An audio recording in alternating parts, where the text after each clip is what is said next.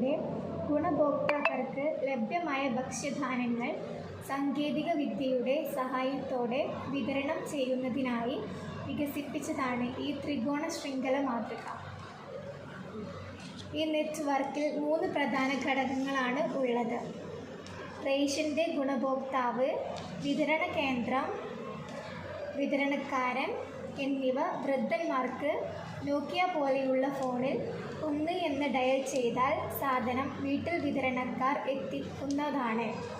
അതിനായി വിദൂര മേഖലയിലുള്ള വൃദ്ധജനങ്ങൾ ഉൾപ്പെടുന്ന കുടുംബങ്ങൾ ഓരോ കുടുംബങ്ങൾക്കും നൽകേണ്ട റേഷൻ വിഹിതം ഇവ ഉൾക്കൊള്ളുന്നൊരു ഡാറ്റാബേസ് മുൻകൂട്ടി പൊതുവിതരണ കേന്ദ്രത്തിൽ നിർമ്മിക്കാവുന്നതാണ്. ജനറൽ അഥവാ സ്മാർട്ട് ഫോൺ ഉപയോഗിക്കുന്ന ആളുകൾ ആണെങ്കിൽ ഓൺലൈൻ പൊതുവിതരണ കേന്ദ്രം, ഓൺലൈൻ റേഷൻ ഷോപ്പ് എന്നിവ നമ്മുടെ ഫോണിൽ ആപ്പ് ഡൗൺലോഡ് ചെയ്യാവുന്നതാണ്. നമുക്ക് വേണ്ടിയുള്ള എല്ലാ സാധനങ്ങളും അളവും പറഞ്ഞു കൊടുത്തിട്ട് ഓർഡർ ചെയ്യാം. വിതരണക്കാർ നമ്മുടെ വീട്ടിൽ എത്തിച്ചേരുന്നതാണ്. പേയ്മെൻറ്റ് ഡിജിറ്റൽ രീതികൾ ഉപയോഗിക്കാവുന്നതാണ്.